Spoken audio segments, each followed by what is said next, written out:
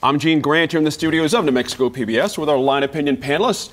We're getting ready to talk about some of the top news stories this week, but before we start, we ask all of our panelists an off-the-cuff question as a warm-up.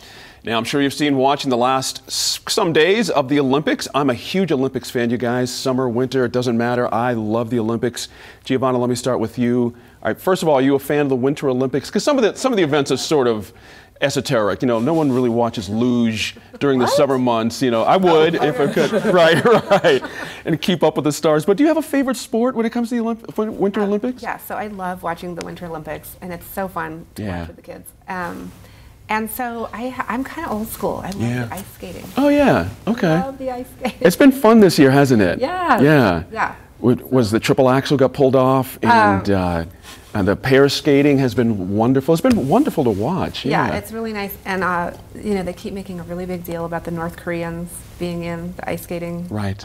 And having earned their place there. That's right. As opposed to, I guess, some of the other athletes.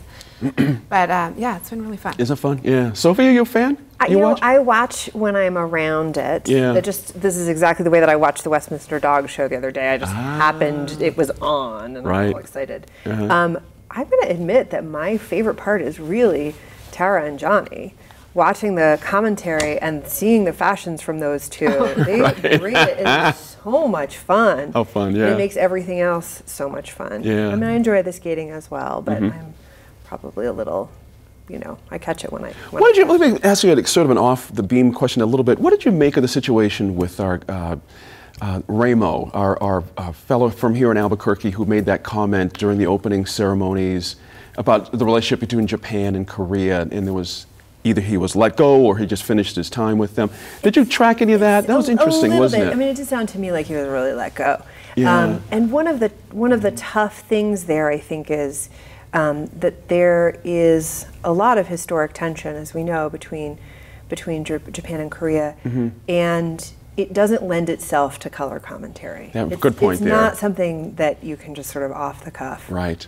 I mean, it would be like being at the Russian Olympics and saying, so, you know, let's talk about Georgia now. Right. Let's talk about and try to do a pithy summary in one line, you know. It was offensive. Yeah. It's not the right place. Very much so. Yeah, it just didn't work, and I saw a lot of feedback that perhaps the lesson here was we need a Korean American, possibly a scholar as that person, if you're going to be in the Korean Games. You know what I mean? It just someone more credible to talk about these things. Or preparing them. You know That's right. Yeah. That's right. Interesting. Serge, I mean, sidetrack us there on the fun and games of. You have any particular sport you like during the Winter Olympics? Yeah, you know, for me, the quirkier the better. So I much prefer the Winter Olympics to the Summer Olympics for that reason. Okay. I really love curling. Right. I mean, I have to confess, I don't understand all of the rules. There's a curling club in Albuquerque, by the way. I had It's a meetup. That's right. But that's right. Like the guy who comes out with that big stick to measure. Have you seen this? When they're not sure which one is closer to the middle. Right. Like, how can you not just adore that? You know, that is what I love about the Winter Olympics. Things I would never dream existed, and I immediately fall in love with. Do you know what the term broom stacking means? Do you know what that means? No, I do not. It's an old term from the early days of curling. They would stack their brooms together and go drink. That's after the game. That's called broom stacking. Like That's right. kind of That's right. Go hit the scotch. Exactly right. Yeah. Exactly. I love it even more. That's right. Exactly. What do you think, my good man? I don't watch the Olympics that much, but I do have to say that curling it intrigues me every year. I haven't watched it this year, but it's just one of those things that we don't have anything like it here. Right. There's other things about Canada that intrigues me. Poutine, right? That's kind of becoming big here. Yes. But, we have food trucks serving poutine now. So, right.